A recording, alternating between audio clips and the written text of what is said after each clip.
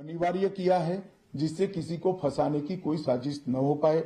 ई बयान बलात्कार की पीड़िता का या छेड़खानी की पीड़िता का ई बयान को भी कानूनी माना गया है और कोर्ट में ऑडियो वीडियो के माध्यम से पेशी करने का भी प्रावधान हमने किया है।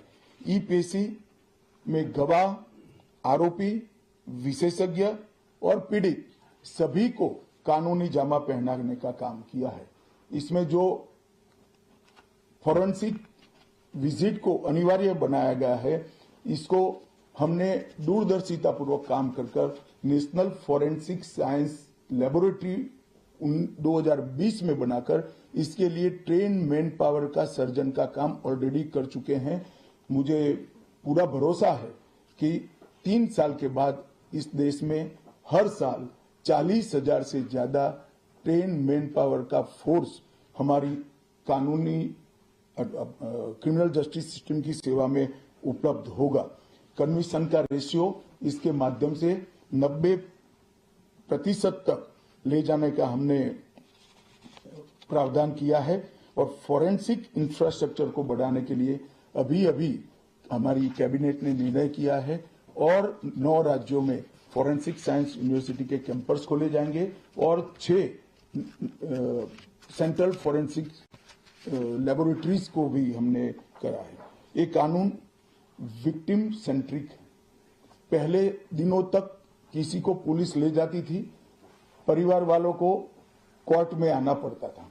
अब हमने कंपलसरी किया है कि हर थाने में रजिस्टर होगा और ई रजिस्टर भी होगा कि कौन सा अपराधी पुलिस की कस्टडी में है, जिससे हेबियस के माध्यम से कोर्ट में नहीं जाना पड़ेगा। तलाशी और रेड दोनों स्थिति में वीडियोग्राफी की जाएगी, जिससे पुलिस के अधिकारों का दुरुपयोग न हो पाए। और हमने अपराधियों को बेल को भी लंबे समय तक लंबित केसों में कानूनन बना दिया है, जिसमें एक निश्चित समय मर्यादा अपराध के अंदर जो सजा है उसके अनुपात में हो जाने के बाद जेल सुपरिटेंडेंट की जिम्मेदारी होगी कि इसको बेल पर रिहा किया जाए। तो इसके लिए कोर्ट में किसी को जाने की जरूरत नहीं पड़ेगी। इसमें विक्टिम को अपनी बात रखने का मौका मिलेगा, इंफॉर्मेशन का अधिकार मिलेगा और नुकसान के लिए क्षतिपूर्ति का भी अधिकार पहली बार भारतीय कानूनों में हम करने जा रहे हैं। 0 एफआईआर, विक्टिम की एफआईआर की प्रति की निःशुल्क प्राप्ति और 90 दिन में जांच का रिपोर्ट देने से इससे बहुत बड़ा फायदा होगा। समय पर न्याय लगभग 35 न्याय प्रणाली की 35 धाराओं में हमने समय मर्यादा निश्चित की है और ये टेक्निक के आधार पर प्रोसीडिंग्स होने के कारण भी समय पर न्याय मिलेगा।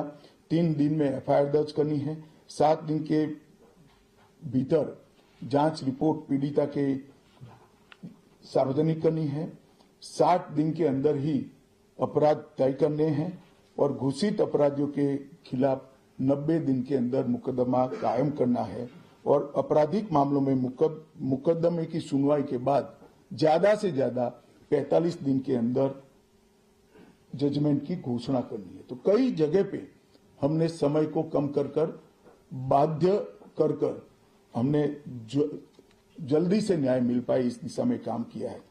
हमने 3 वर्ष से कम कारावास में 60 वर्ष से अधिक उम्र में के लोग जो है, इसमें पुलिस अधिकारी की पूर्व अनुमति अरेस्ट के लिए अनिवार्य करी है।